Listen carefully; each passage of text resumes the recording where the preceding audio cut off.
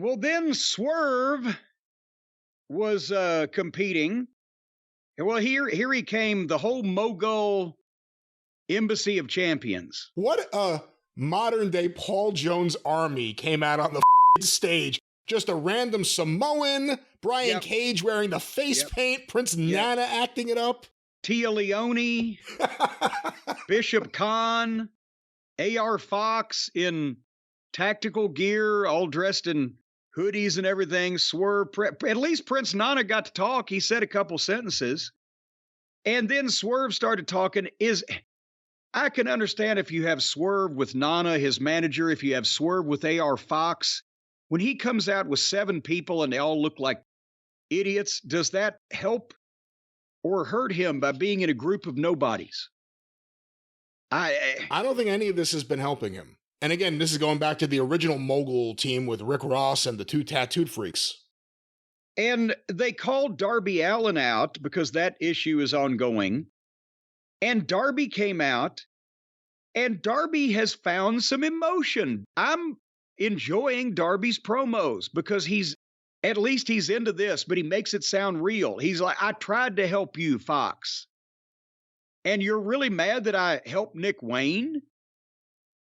Well, I've got friends too. I mean, he had emotion and he's into it. He's not stumbling around or comatose or cruising on Lake Havasoma. But when he says he has friends too, the lights go out and they stay out for a long time. Do the WWF light blackouts go that long? No. Or are they better at getting people in position? They typically don't go that long. I hate them every time, but also you don't always have a 60-something-year-old man you have to get into the ring. That may be true. But when the lights came back on, guess what? Sting was in the ring with a baseball bat and he started thumping people.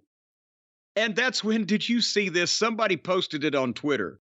But I saw it, I rewound it 17 times. I was captivated.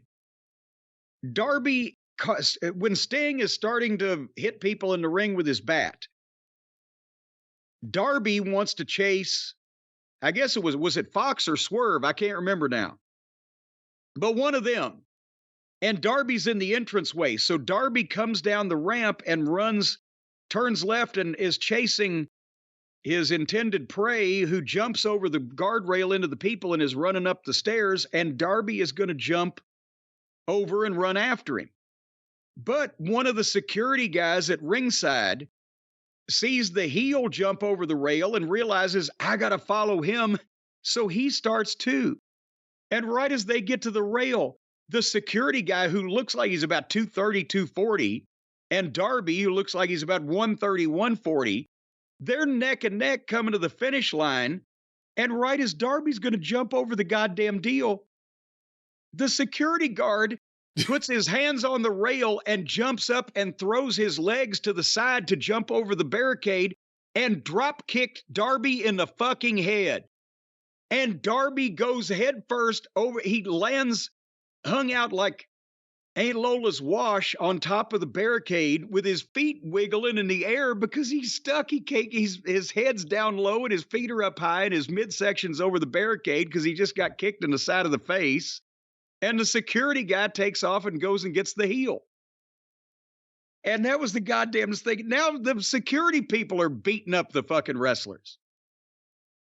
And then, so it was Fox he was chasing because Sting beat up Swerve with the bat and then stopped beating up everybody he was mad at with the bat to point to the All-In banner. And Swerve escaped. That was a pretty big goddamn mess right there. Yeah, by the way, this Wembley card doesn't seem like it's all that special, other than FTR Bucks, which doesn't mean today what it would have meant a year ago, and that's still a significant match. What other matches on this show seem really big? Well, here's the thing. They don't need it. It's going to be, the people have willed it to be big. The people are going to love this if they go out and they drop their pants and they take a shit and then toast marshmallows. The people, it's a happening. The people have decided they were coming no matter what. And the people decided that they're goddamn going to like this.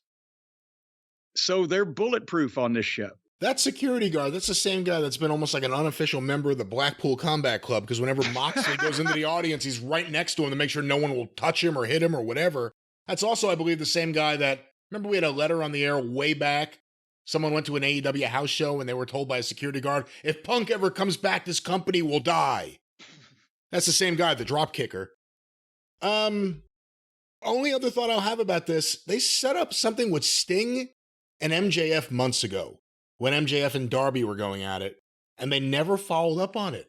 So for let's hope they never do. For no good reason, Sting in the middle of that came out there to insult the world champion, and there was never any kind of retribution. Just want to say that.